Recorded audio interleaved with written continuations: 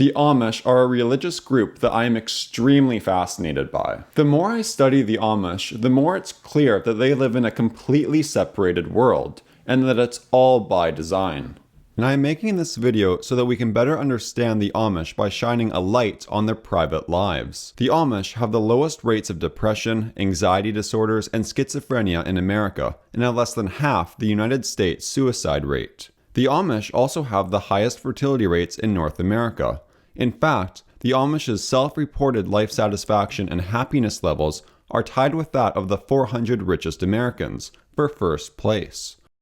So what is behind all of these positive factors? Where do the Amish come from? What do they believe? How do they differ from the other Anabaptists, the Hutterites and the Mennonites?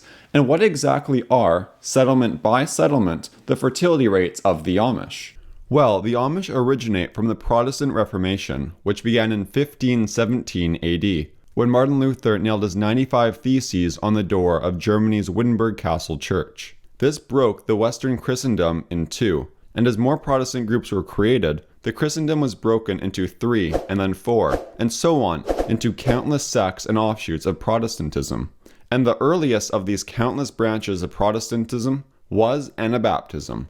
Many people in the Reformation believed that Martin Luther and Ulrich Zwingli were not moving fast enough in their reforms, and that their reforms were still not radical enough. This growing division between the original magisterial Protestants and the radical reformers, also called the Anabaptists, was made official on January 21, 1525 in Zurich, Switzerland. The Anabaptists believed in a believer's church, as did the magisterial Protestants, but were against infant baptism, believing that instead, infants should come to make that decision on their own in adulthood, which they called a believer's baptism. The Anabaptists also believed in the separation of church and state. These ideas at the time, even to the magisterial Protestant reformers, were extremely radical, and the Anabaptists were subjected to extreme propaganda, torture, and violence, with tens of thousands of them being killed by Anabaptist hunters in massive statewide persecutions.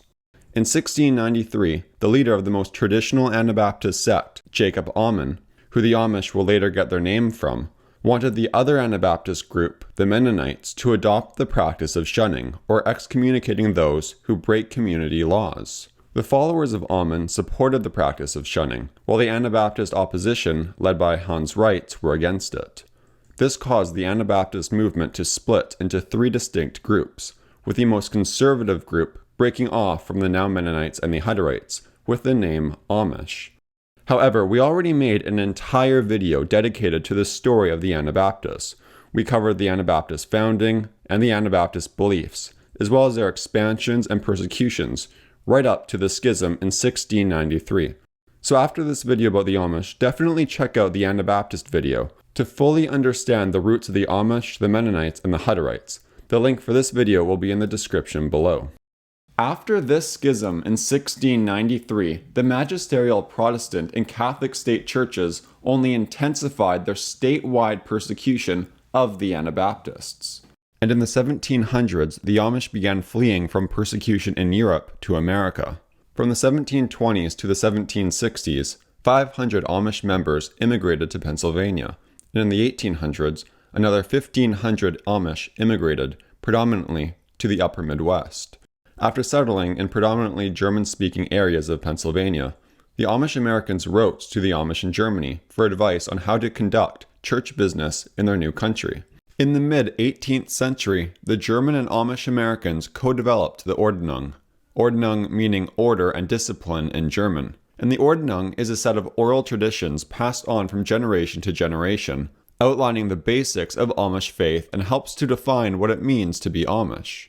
Backed up by the Gospel's texts, the Amish Ordnung is the foundation of the Amish lifestyle, which values hard work, humility, a rural family life, and separation from the world, which they call nonconformity. The Amish take James 1:27 extremely seriously, which states, to keep oneself from being polluted by the world. The Amish men wear identical shirts, usually either white or blue, with trousers and a straw hat when working outside. In fact, the Amish are so humble that Amish men don't even wear belts, because they view belts as being too extravagant and too flashy, and too attention-seeking. The Amish women wear dresses and also wear a head-covering cap when working outside. This cap symbolizes their submission to their husbands, as taught in Peter, Ephesians, and Timothy. Each Amish settlement has a slightly different ordnung that it adheres to, and varies between districts. The ordnung may dictate almost every aspect of one's lifestyle. It determines which technologies are allowed and structures the relationship between the local Amish community and the surrounding modern society, who the Amish refer to as the English. The Amish live in districts which are usually made up of around 30 families. Once the district gets too large, the district will split, with families forming a new district elsewhere. A group of these districts are called settlements, and every 3.5 weeks, a new Amish district is founded inside America. The largest Amish settlement is in Holmes County, Ohio, which encompasses over 200 Amish districts. Education is an important part of Amish youth, but they do education a bit differently than us non-Amish do. Up until 1950, the majority of Amish students attended single-room, rural public schools, which could be controlled by local parents. However, around the 1950s, the American public school system began consolidating all the small schoolhouses by combining them into fewer but larger schools, where parents no longer had the control over their children's educational curriculum. This sparked nationwide protests across America, but only the Amish took the problem into their own hands. Because the government took over control of the curriculum, Amish students now had to attend school past grade 8 and finish high school, something that the Amish thought was unnecessary for their rural farming lifestyle. So the Amish refused, and the Amish community's refusal to have their kids educated past grade 8 was actually upheld by the Supreme Court ruling in 1972 in the case known as Wisconsin versus Yoder. The Supreme Court ruled that Amish education could end with grade 8 at the age of 14, as long as the students kept a detailed diary of their vocational experience. And this vocational experience, then and still today, begins right after grade 8, when children begin working, usually in the same trade or line of work that they will do for the rest of their lives. However, in the later part of their teenage years, Amish teenagers will temporarily leave their settlement for the Rumspringa. Rumspringa is German for jumping or hopping around. During this period, Amish youth will actually leave their Amish community and enter the outside world with no restrictions. They will experience life outside their tight Amish communities, usually driving automobiles, using technology, and possibly even partying. The point of Rumspringa is for the youth to experience the other world, the English world, which leads them to ultimately deciding whether they want to stay in the Amish community and get baptized into the church, or leave the Amish community altogether. After Rumspringa, when members choose to be baptized into the church, they are also vowing that they will obey the ordnung, with the understanding that they will be excommunicated if they break these vows. Almost 90% of the Amish youth do choose to come back after Rumspringa and get baptized into the church. But we will discuss Amish retention rates more when we are revealing and explaining the Amish fertility rates, coming up soon. In the past, the majority of the Amish would go on to become farmers. However, many now go into business for themselves, including furniture building, roofing, owning grocery stores, bakeries, and other trades that bring in additional income for their family. In fact, according to research, Amish businesses have an unprecedented 90% success rate over a 5-year period, despite their old, traditional ways of doing things. Despite all this hard work and discipline, the Amish find plenty of time to enjoy themselves. The Amish love attending festivals, horse shows, playing informal volleyball, fishing, and hunting. The Amish also partake in many community gatherings, which often includes barbecues or charity bake sales, as seen here, where they are raising money for the victims of the earthquake in Haiti. The Amish also allocate time out of their busy lives for church worship. The typical structure of an Amish ministry is one bishop per church district, assisted by 2 or 3 ministers and a deacon who handles the numerous duties behind the scenes. Ministers, bishops, and deacons are appointed by randomly drawing lots. They do this to follow several biblical examples, including when Apostle Matthias is chosen by lots as a replacement for Judas the Apostle. The Amish, as did the apostles, believe that this method allows for God to make the decision. These chosen men selected by God are responsible for preaching Sundays, with Saturday afternoons being spent in deep preparation and study for the next day.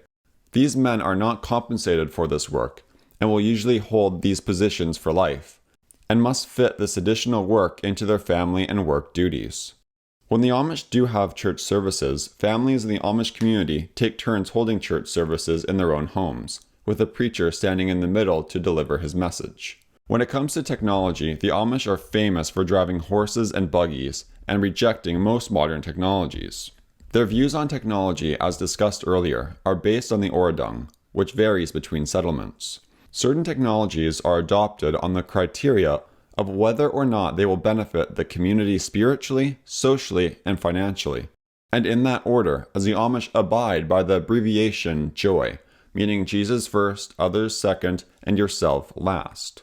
For this reason, they reject television, cell phones, radios, and the internet in their homes, as they believe that these technologies are hindrances that contradict the Christian message. There is a commonly held belief among non-Amish people that the Amish are against innovation and technology and machinery, but that's not necessarily true. If you saw an Amish couple walking down the road and you offered them a ride, they would gratefully accept your offer. But the Amish want to organize their living standards and lifestyle in a way that incentivizes them to have lots of children. And this brings us to perhaps the most interesting part of this Amish documentary, and that is their population growth and their actual fertility and birth rates. The Amish believe that demographics is destiny, and thus they are pronatalists. They see children as an incredible gift from God, and that the community will raise together. And because of these pronatalist beliefs, the Amish have indirectly organized an environment and lifestyle that not only incentivizes them to have children, but forces them to have children to survive.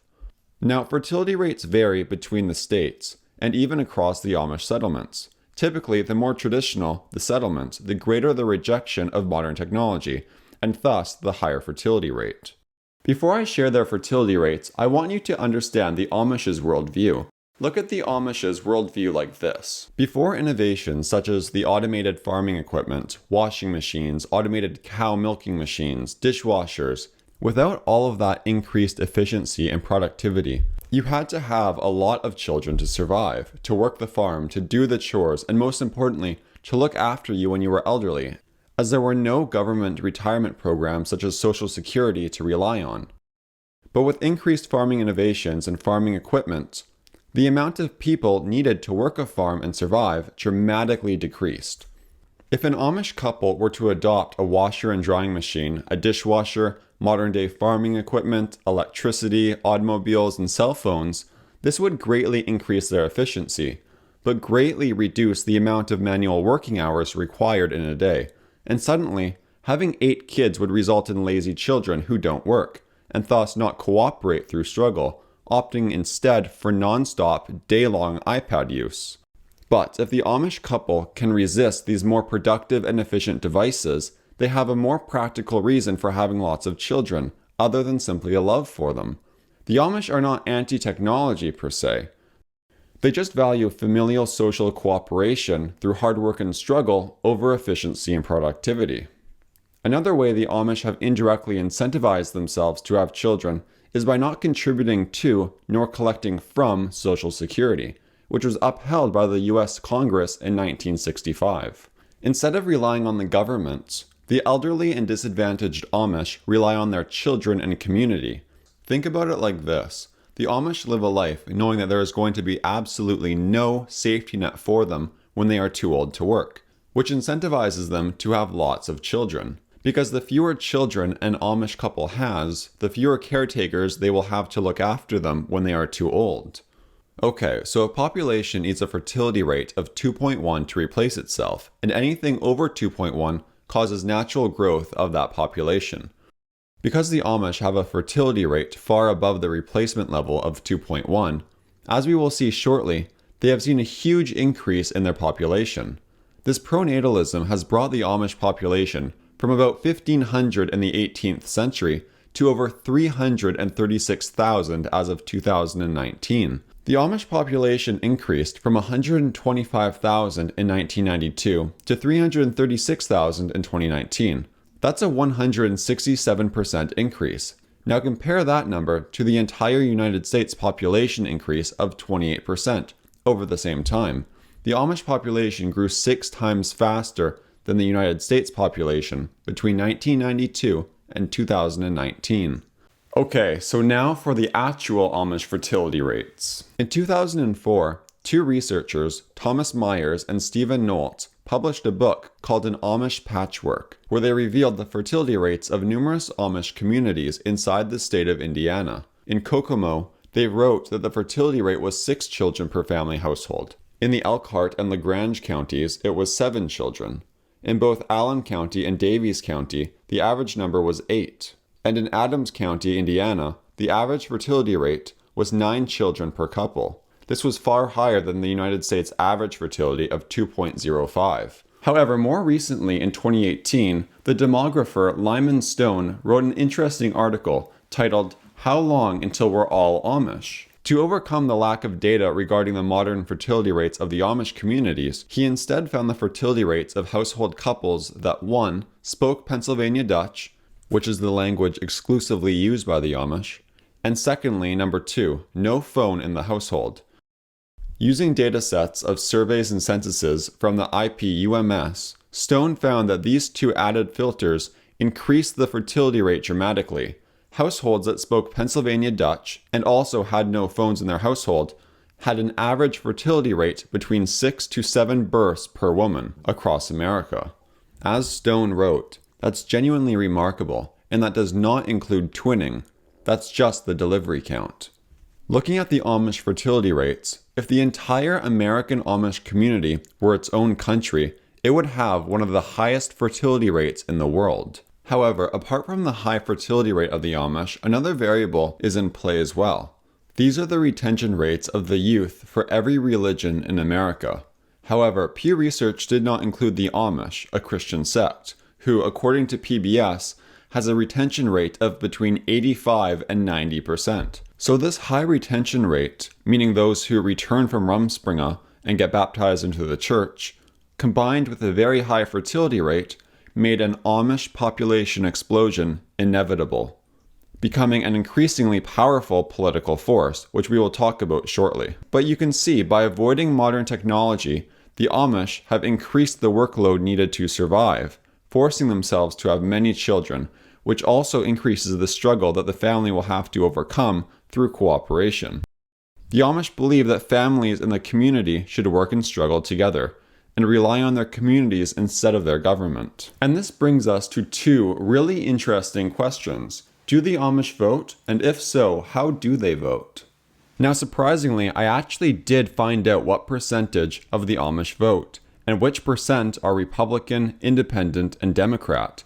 But before revealing these statistics, we need some background. First of all, the Amish interpret the Bible as prescriptive instead of descriptive. For example, the Amish interpret Jesus' Sermon on the Mount literally, which keeps many Amish members from getting involved in politics or government affairs. So while the Amish are of course allowed to vote, the culture does look down upon voting.